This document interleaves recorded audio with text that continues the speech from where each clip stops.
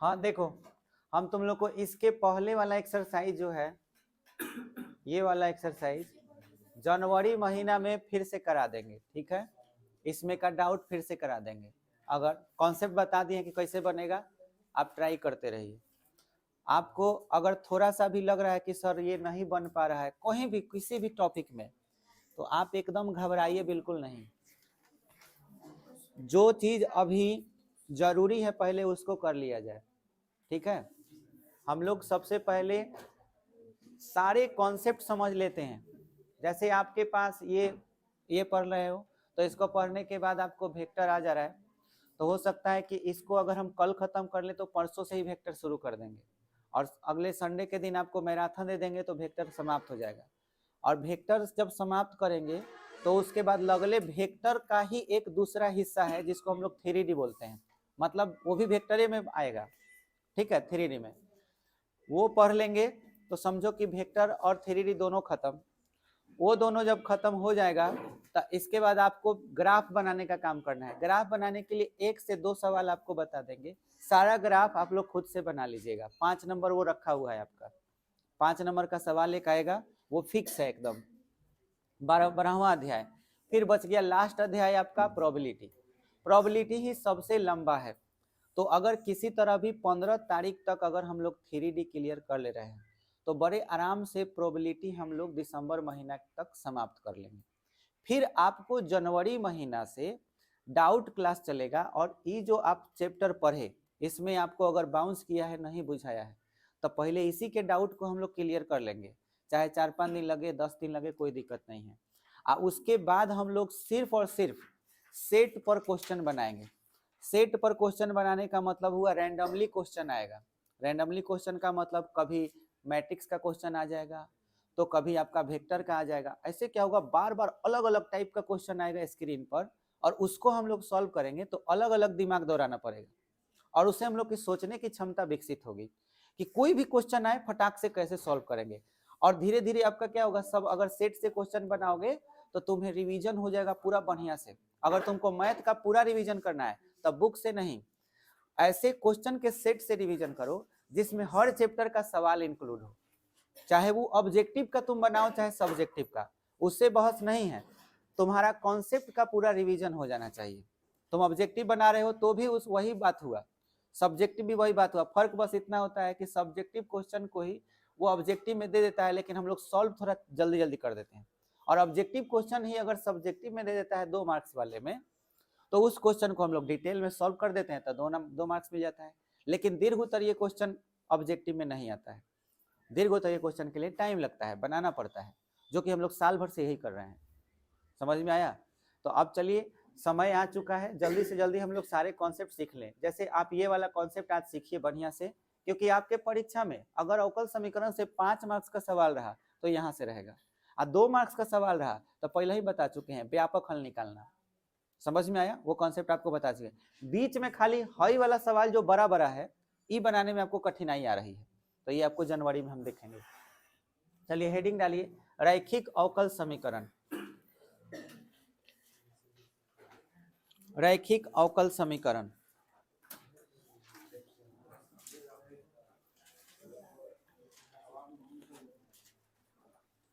रैखिक अवकल समीकरण।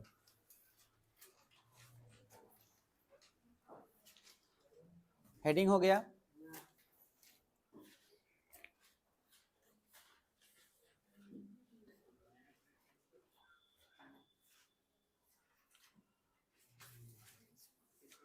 रैखिक अवकल समीकरण लिखा गया।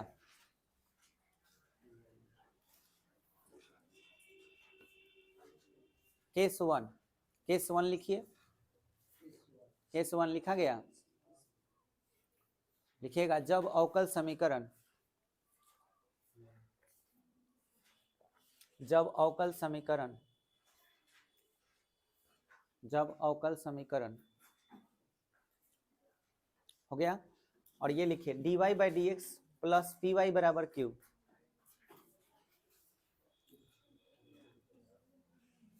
dy by d x plus p y बराबर क्यू के रूप में हो,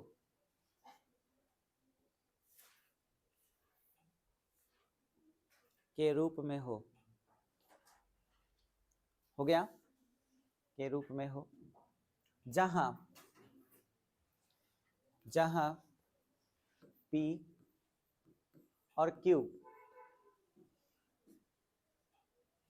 जहां P और Q कॉमा देकर लिखिएगा x के फलन है, x के फलन है,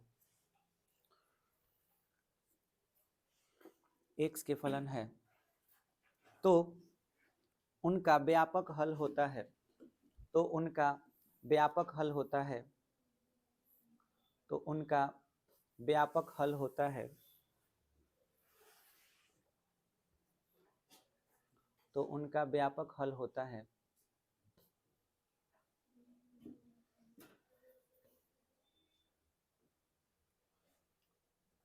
y इंटू आई एफ बराबर integral q into I F into d x plus C. y into I F बराबर integral q into I F into d x plus c, जहां जहां आई एफ का मतलब है इंटीग्रेटेड फैक्टर, जिसका हिंदी है समाकल गुणांक, समाकल गुणांक, और समाकल गुणांक आई एफ का फॉर्मूला होता है, ई लिख देते हैं, आई के पावर लिखते हैं integral p d x, integral p d x, e का power integral p d x.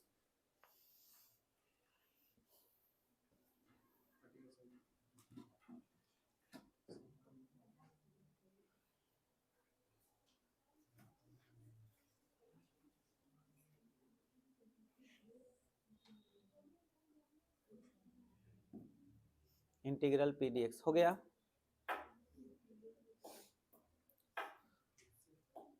अब सभी बाबू लोग ध्यान से समझिएगा, ये जो चीज लिखे आपको केस 2 में पहले ही लिख फिर से लिख लेना है, और तब हम दोनों पर आपको क्वेश्चन एक ही कराएंगे, चाहे पहले इसी पर क्वेश्चन करा दे रहे हैं, ठीक है। पहले क्वेश्चन एक देख लीजिए, इस पर आपको यहाँ जो सिखाए हम, जैसे क्वेश्चन किस रूप में रहेगा वो चीज समझते हैं। क्वेश्चन में रहेगा डी वाई बटा में क्या रहेगा, डी एक्स लिखा रहेगा, प्लस के साथ या माइनस के साथ, यहाँ पर P और उसके बाद यहाँ पर लिखा रहेगा y, ठीक है, और बराबर में क्या रहेगा Q। अब आपको ध्यान से समझना है कि भले यहाँ प्लस हो या माइनस हो, आपका चिन्ह हमेशा क्या देना है, प्लस ही देना है, अगर माइनस रहे तो वो P के साथ आ जाएगा। P और Q क्या है, तो वो x का फलन है। अभी एक सवाल लिखेंगे तो आपको खूब बढ़िया से समझ में आ जाएगा। जैसे आप देखिए, एक सवाल हम ले रहे हैं, कोई भी एक सवाल हम ले रहे हैं, जैसे आप देख रहे हैं अवकल समीकरण लिखा हुआ है ना, dy by dx minus y बराबर क्या लिखा हुआ है, cos x लिखा हुआ है। एक ये सवाल हो गया। आप यहाँ पे पहले समझिए सवाल का रूप कैसा होगा, कैसे पहचानेंगे कि यही सवाल है और इसको कैसे बनाएंगे। y के साथ में क्या छिपा हुआ है, -1, तो जो y के साथ में रहे, मतलब y को छोड़ के चाहे जो कुछ भी लिखा है, सिर्फ y को छोड़कर चाहे जो कुछ भी लिखा है उसे हम p बोलेंगे। समझ में आया, वो हमेशा p होगा और वो x का फंक्शन कहलाएगा। अब जैसे हम बोले कि y के साथ -1 है, तो -1 को हम x का फंक्शन बोलेंगे। समझ में आया। उसी तरह से बराबर में क्या लिखा है, cos x, तो ये भी किसका फंक्शन है, x का, तो ये q का मान हो गया।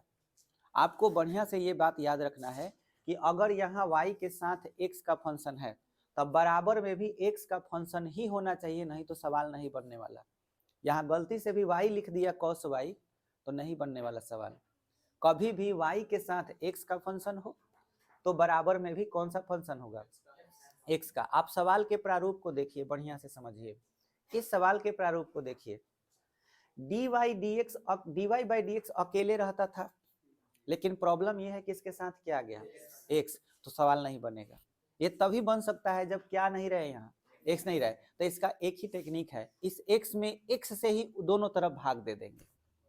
सोचिए अगर आप हर पद में एक्स से भाग दे दीजिएगा तो एक्स खत्म, लेकिन यहाँ 2/x या y/x दोनों आएगा, लेकिन मैंने क्या बोला था, y को छोड़ देना, बाकी जो बच जाए वही p है। तो बता सकते हो यहाँ p का मान क्या मिलेगा, 2/x मिलेगा। वही हम बोले q का मान क्या मिलेगा, तो तुम x² में x से भाग दिए हो, तो q का मान क्या होगा, x। तो अब सवाल बन सकता है क्योंकि तुम्हें p का भी मान मिल गया और q का भी मान। p का मान तभी आपका वैलिड होगा जब dy/dx के साथ कुछ भी नहीं हो। ये चीज आपको समझ में आना चाहिए। सवाल के और भी प्रारूप होंगे, जैसे ये सवाल देखिए, इसको बनाना है तो यहाँ dx लिखा है, यहाँ dy लिखा है। अब आप सोचिए कि इसको अगर बनाना है तो हम इस माइनस वाले को जब इधर लेकर आएंगे, ठीक है, माइनस वाले को आप इधर लाएंगे तो ये तो प्लस हो गया। अब देखिए ये dy को बाटा में लाया है, dx के नीचे dy को बाटा में लाया है, लेकिन प्रॉब्लम क्या है, इसमें क्या मौजूद है, y। समस्या आ गया, तो हमको y को खत्म करना होगा, तो किससे भाग देना होगा, y से। तो y से इसने भाग तो दे दिया, लेकिन सवाल में देखिए अब dy/dx नहीं है, क्या है, उल्टा हो गया, उल्टा हो गया। तो जब उल्टा हो जाएगा तो केस नंबर 2 में आ जाएगा। केस नंबर 2 में आपका क्या होगा कि जहां आप p को x का फलन बोलते थे वही p y का फलन हो जाएगा, माने p सिर्फ चेंज हो जाएगा किस चीज में, y में। तो अब आपको यहाँ पे y को नहीं छोड़ना है, x को छोड़ के जो बच गया वो p का मान है। जैसे आप x को छोड़ दीजिए तो बचा क्या, -1/y बचा। आपको हमेशा चिन्ह के साथ लेना है, आप प्लस जरूर लिखिएगा। तो -1/y किसका मान हो गया, p का मान हो गया। और अब इधर भी y ही रहना चाहिए, x रहा तो गड़बड़ हो जाएगा। तो ये पूरा का पूरा 2y किसका मान हो गया, q का, 2y q का मान हो गया। ऐसे पहचान करने आना चाहिए। जैसे ये सवाल देखिए, आप हमें बताइए इसमें p किसका फंक्शन होगा, x का कि y का, x का। तो y के छोड़ के जो बच गया वो किसका मान है, p का। तो p का मान बोलो क्या हुआ, cot x, और y का मान क्या हो गया, 2x + x² cot x। पूरा किसका मान हो गया, बराबर के उधर सब q है। तुम्हें p और q निकालने आना चाहिए और कुछ नहीं। अभी और भी सवाल के आप प्रारूप देखिए, जैसे इस सवाल को जब आप पढ़िएगा तो पढ़ने से आपको एक ये संबंध प्राप्त होगा। तो इस सवाल कोई भारी नहीं होता है, खाली पढ़ करके एक संबंध लिख देना होता है, ये भी समझाएंगे। लेकिन यहाँ समझिए, इसमें बताइए सवाल तो ऐसे आया था, लेकिन हमने इसमें से एक्स वाई को उधर लेकर के उधर कर दिया, -xy कर दिया। तो बोलिए p का मान क्या होगा, -x, क्योंकि y आया है तो y को छोड़ के जो बचेगा वो p का मान होगा। और कैसे पहचानेंगे कि p का मान x ही है, -x ही है, तो बराबर के इधर से, बराबर के इधर क्या लिखा हुआ है, x। तो अगर x का मान, x का फलन है इधर ये q का, तो इधर p भी किसका फलन होगा, x का। ऐसे पहचान करने आना चाहिए। आप कोई भी सवाल उठा लीजिए, अब जैसे यहाँ पे बोल रहे हैं dy/dx + 2y = sin x, तो p का मान बताइए क्या होगा, 2 होगा, और q का मान क्या होगा, sin x। ये चुनने आ गया कि नहीं आ गया, आ गया। चलिए अब हम एक सवाल कोई भी उठाते हैं, जैसे एग्जाम्पल का ही उठाते हैं।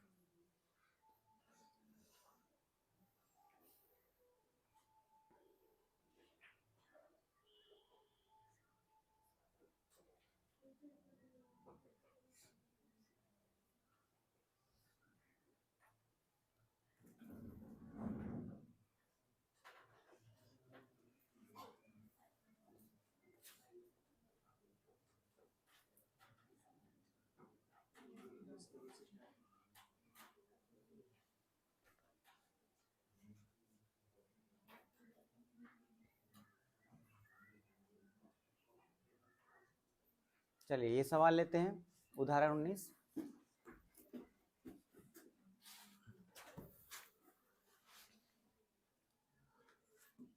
पेज नंबर 19, dy/dx -y = क्या है, cos x, ठीक है।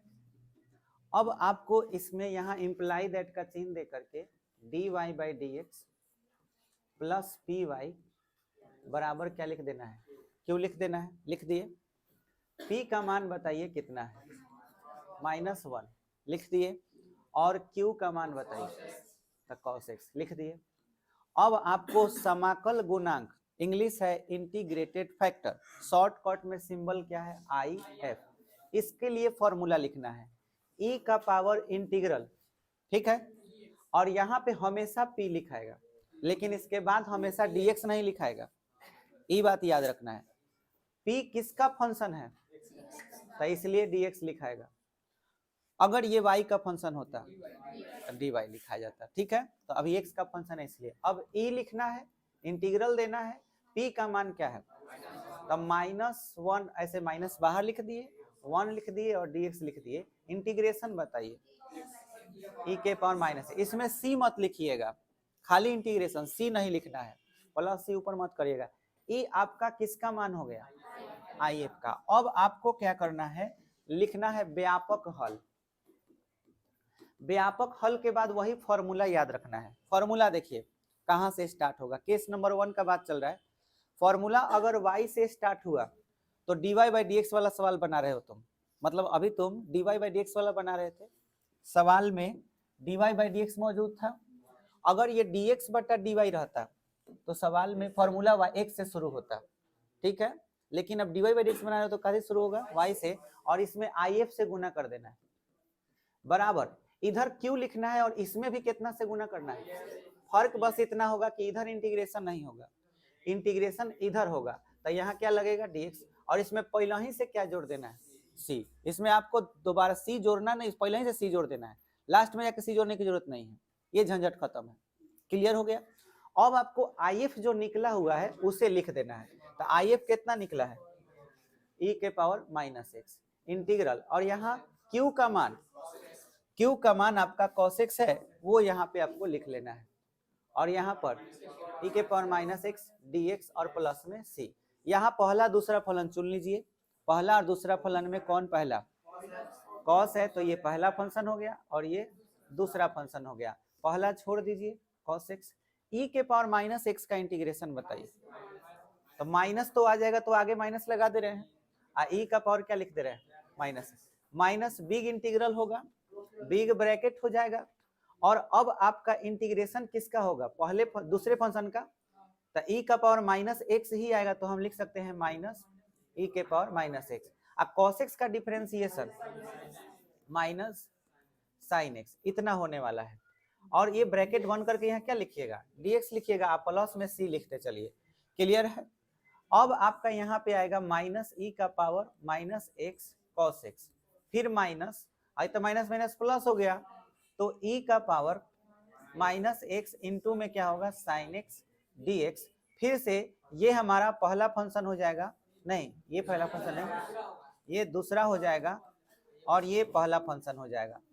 फिर sin x को आप छोड़िए और यहाँ पे प्लस c लिखते चलिए, तो हो जाएगा माइनस e के पावर -x cos x, और यहाँ पे आप किसको छोड़िएगा e के पावर -x को छोड़िएगा कि sin x को, sin x को, तो माइनस sin x को छोड़ दीजिए, यहाँ बड़ा कोष्ठ दे दीजिए, बड़ा कोष्ठ, ठीक है, और e के पावर -x का इंटीग्रेशन कीजिए, तो आ जाएगा -e के पावर -x, फिर माइनस, यहाँ मिडिल ब्रैकेट दे रहे हैं, ठीक है, मिडिल ब्रैकेट देने के बाद क्या होगा फिर से इंटीग्रेशन होगा, तो माइनस, अच्छा यहाँ पे इंटीग्रेशन का भी चिन्ह होगा ना, -e का पावर -x आएगा है अंदर, उसके बाद sin x है तो उसका डिफरेंशिएशन हो जाएगा, वो क्या आएगा cos x हो जाएगा, ऐसे बन करके यहाँ dx लिख देंगे ब्रैकेट और प्लस में c हो जाएगा। बोलिए क्लियर है एकदम। अब देखिए क्या होगा -e का पावर -x cos x, अच्छा माइनस से अंदर गुना करते चलिए, तो माइनस माइनस प्लस e का पावर -x sin x हो जाएगा। अच्छा इसके बाद माइनस माइनस प्लस e का power -x into cos x, हाँ बोलो, ठीक है ठीक है ठीक है, देखो इस माइनस से ये माइनस क्या होगा प्लस, अब प्लस से फिर माइनस होगा तो माइनस, और e का power -x into cos x dx plus में c, ये चीज हमारा पहले जैसा आ गया, ये देख रहे हो। अब ये वाला वैल्यू किसके बराबर था, y e के पावर माइनस एक्स। तो यहां पर हम क्या लिखेंगे,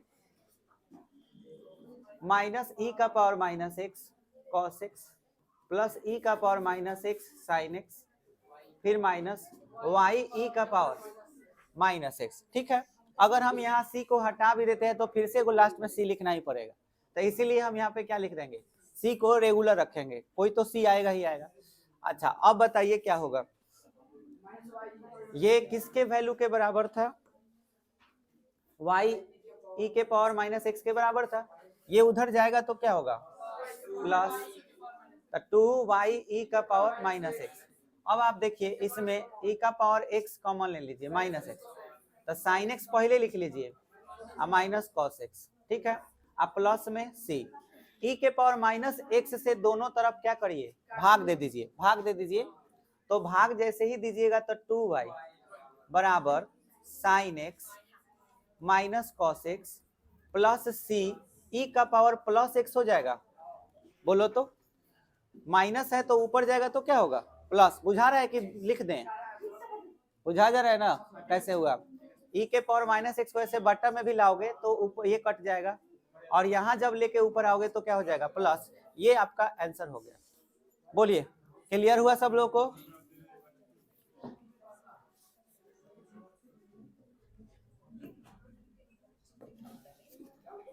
केस नंबर 2 क्या होगा समझो, केस नंबर 2 क्या होगा, समीकरण किस रूप का रहेगा, dx बाई dy प्लस जहां पी वाई हुआ करता था वहां क्या हो जाएगा px बराबर q, जहां p और q किसका फलन है, y का फलन है।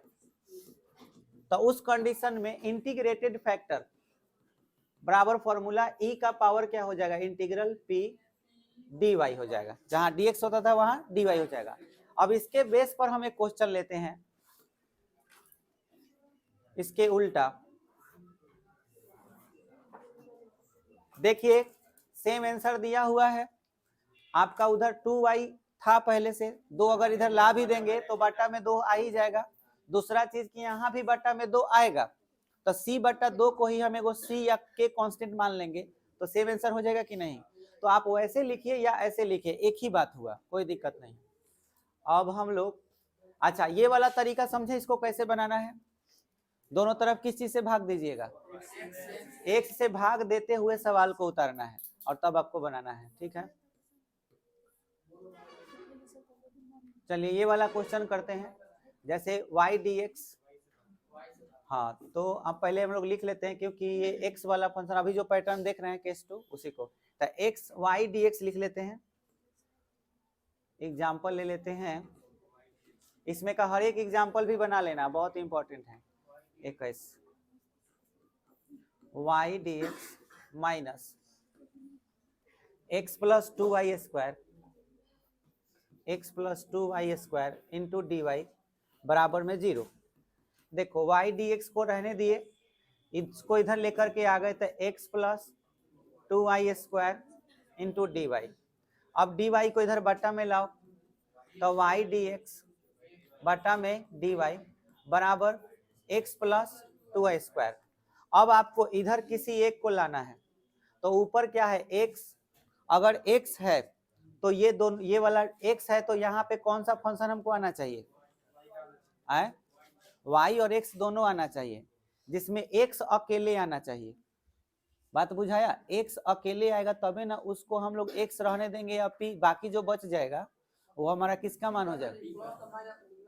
क्या समझे, हम क्या बताए, ठीक है समझे क्या बताए, ऊपर क्या है dx, समझो p के बाद क्या आना चाहिए, हमको इन दोनों में से वैसे टर्म को इधर लाना है ताकि हमको क्या मिल जाए px मिल जाए। तो तुम बताओ किसको लाना चाहिए, ax को लाना चाहिए, इसको नहीं। समझ में आया, क्या x को अगर इसको लाएंगे तो क्या px मिलेगा, नहीं मिलेगा, तो इसीलिए हम किसको लेकर आएंगे x को। ये भी ध्यान रखना है, y into d x by d y minus x बराबर, अब आपका प्रॉब्लम कौन है y, तो y से दोनों तरफ भाग दे दीजिए, जैसे ही y से दोनों तरफ भाग दीजिएगा तो क्या बन जाएगा, dx बटा dy माइनस x बटा में y और बराबर 2y, क्योंकि y कट गया। अब आप देख सकते हैं कि इसमें आप ऐसे लिखें dx बटा dy प्लस px अब बराबर में q, यही ना लिखिएगा। अब आप देखिए p का स्थान कौन ले लिया है, -1 बटा में y, और q का स्थान कौन ले लिया है, 2y। तो इंटीग्रेटेड फैक्टर e का पावर इंटीग्रल p तो ठीक है, लेकिन आगे क्या लिखाएगा, dy लिखाएगा, क्योंकि y का फंक्शन है। e इंटीग्रल p का मान माइनस बाहर 1 बटा y और यहाँ पे dy, फिर e का पावर माइनस लॉग y हो जाएगा, माइनस को अंदर भेज देंगे तो e का पावर लॉग 1 बटा में y, बोलो हो जाएगा, अंदर जाएगा तो आपको मालूम है e से लॉग कट जाता है, तो बचेगा क्या, 1 बटा में y। तो ये हमारा किसका वैल्यू हुआ, IF का, कितना 1 बाई y, बोलो क्लियर हुआ। e से लॉग हमेशा कट जाएगा। अब आपको जो फॉर्मूला लिखना है, व्यापक हल का लिखना है, तो आपको dx बटा dy दिया था कि dy by dx, dy by dx था, dx बटा था, तो स्टार्टिंग कहां से होगा, x से होगा, और dy रहे तो y से स्टार्ट करना है, तो x के साथ if से गुना हो जाएगा, इधर भी q में गुना हो जाएगा कितना से, if से, लेकिन इंटीग्रेशन होगा और यहाँ लिखाएगा क्या चीज, पहले dx था तो अब क्या हो जाएगा dy अब प्लस में c। अब if का मान पुट करेंगे 1 बटा y, इंटीग्रल q का मान क्या था, 2 था, 2y था, तो 2 बाहर कर दो और यहाँ क्या लिख दो y। if का मान 1 बटा y dy प्लस c, कुछ कुछ सवाल यही बन जाएगा। अब dy का इंटीग्रेशन तो x बटा y है और ये क्या हो जाएगा 2y प्लस में c, y से गुना कर लेंगे तो x बराबर 2y square plus cy, answer हो गया। बोलिए क्लियर हुआ, y से गुना करिए 2y स्क्वायर और y से c में तो क्या हो जाएगा cy, तो बोलिए ऐसा कर लीजिएगा क्वेश्चन।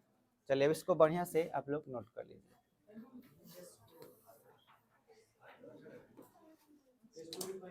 केस 2 हम अंदर इसमें लिख दिए हैं, आप उसको उतार लीजिएगा। बोल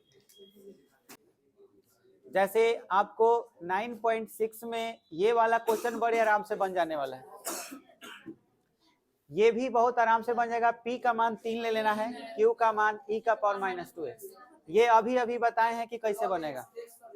p का मान क्या हो जाएगा 1 बाई एक्स और q का मान x स्क्वायर, ये वाला बोलो, इसमें p का मान sec x हो जाएगा और q का मान, हाँ हाई वाला cos स्क्वायर x से भाग दे दो, तो cos square x 1 by cos square x होगा, तो sec स्क्वायर x हो गया p का मान, और tan बाई sec का मतलब बताओ क्या होगा, tan का मतलब sin by cos, sin by cos हुआ ना, और sec स्क्वायर अगर मतलब कि इधर cos स्क्वायर से भाग दे रहे हो तो sin बाई कट नहीं रहा है, तो आपको tan x by cos square ही रखना पड़ेगा।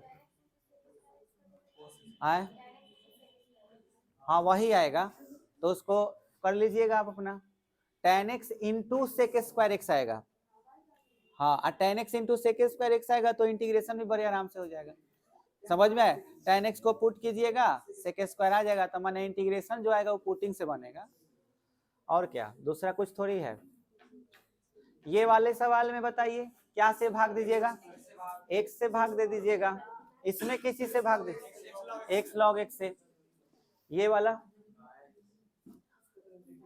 यहाँ देखना पड़ेगा ना, देख लीजिएगा